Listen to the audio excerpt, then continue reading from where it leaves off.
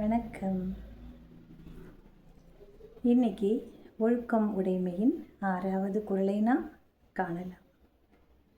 என்னடா எல்லாத்துக்கும் ஒரே மாதிரி தானே அவர் சொல்கிறாரு, நல்ல பண்புகளோடு நீ இரு அப்படின்னு சொல்கிறாரு, அதுக்கு ஏன் இவ்வளோ வலியுறுத்தி சொல்லணுமான்னு சொல்ல கேள்வி நமக்குள்ளே எழுறது இயல்பு. நம்ம தான் எத்தனை தடவை சொன்னாலும் கேட்க மாட்டோமே, எத்தனை விதமாக சொன்னாலும் கேட்க மாட்டோமே, யார் சொன்னாலும் கேட்க மாட்டோமே. நம்ம புத்தியில் என்ன தோணுதோ அதை தான் செய்வோம். அது நல்லதா கெட்டதா தேவையே கிடையாது. நீ என்ன சொல்கிறது, நான் என்ன கேட்குறது, எனக்கு எல்லாம் தெரியும். அப்படி தான் நம்ம எல்லாருமே இருந்துக்கிட்டு இருக்கோம் இல்லையா? என்னப்போ ஒழுக்கமாக இருந்தால் தானா, சரி போ, இப்போ என்ன தவறுனா பொய் தானே சொன்ன, போனால் போது போ அப்படின்னு நினைப்போமே தவிர பொய்யே சொல்லக்கூடாதுன்னு நினைக்கிறோமா? கிடையாது. சின்ன சின்ன விஷயங்களுக்கு குட்டி குட்டி பொய்யா நிறைய சொல்லுவோம். வாழ்க்கையில் நீங்கள் எல்லாம் சந்திச்சிருப்பீங்க, இதில் எதுவுமே இல்லைன்னு சொல்லவே முடியாது. குழந்தைங்களாகட்டும் பெரியவங்களாகட்டும் எல்லாம் பொய் சொல்லுவாங்க.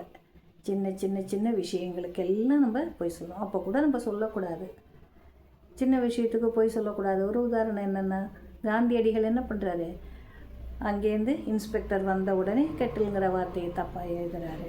சொல்லி கொடுத்தாலும் எழுதலை, ஏன்னா அது தவறுன்னு அவருக்கு தெரியுது, அதனால் அவர் சொல்ல கிடையாது இல்லையா? அப்போ அந்த உண்மை வாய்மை, அவருடைய இதில் என்ன இருக்கும், வாய்மையே வெல்லும், உண்மை ஒருபோதும் உறங்குவதில்லை. பொய்களுக்கு என்ன, ஒரு பொய் சொன்னோம்னா அடுத்த பொய் சொல்லும்போது அதுக்கு காரணம் என்ன, இன்னொரு காரணத்தை தேடுவோம். அதுக்கடுத்து பொய் சொல்லும்போது அதோட காரணத்தை தேடுவோம். அது கிளக்கிளையாக போகும் பொய்.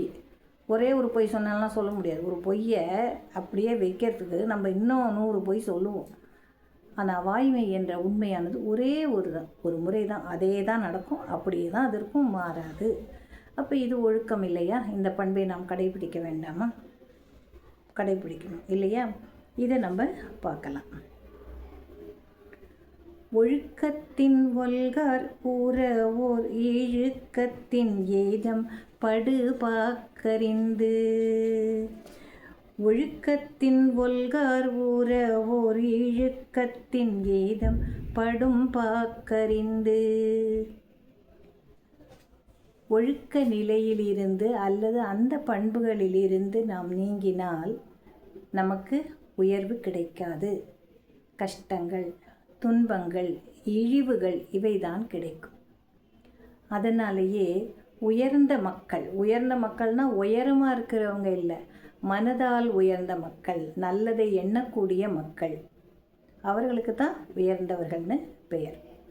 அப்போ அவங்க என்ன பண்ணுவாங்க, தன் நிலை மாறாமல் நான் இப்படி தான் இருப்பேன், என்னால் பொய் சொல்ல முடியாது, என்னால் நடுநிலைமை தவறி இருக்க முடியாது, என்னுடைய கடமையை சரியாகத்தான் செய்ய முடியும்,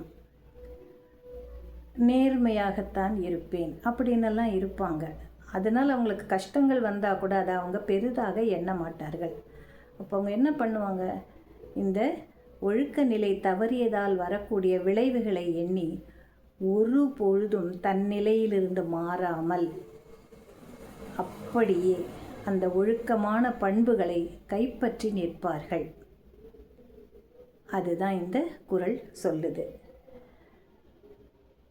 இதே போல் நாமளும் என்ன செய்யணும், ஒவ்வொரு பண்புகளாக நம்மக்கிட்ட வளர்த்துக்கணும்.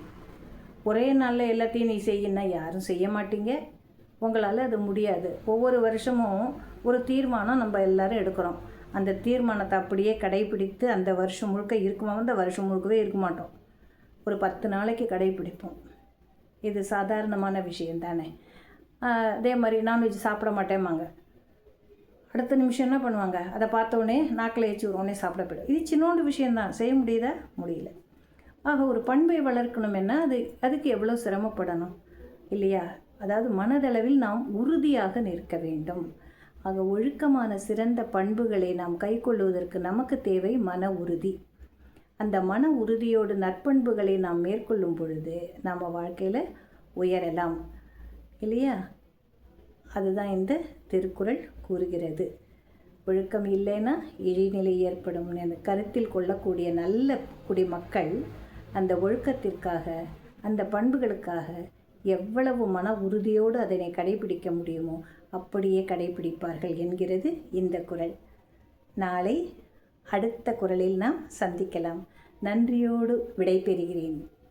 நன்றி.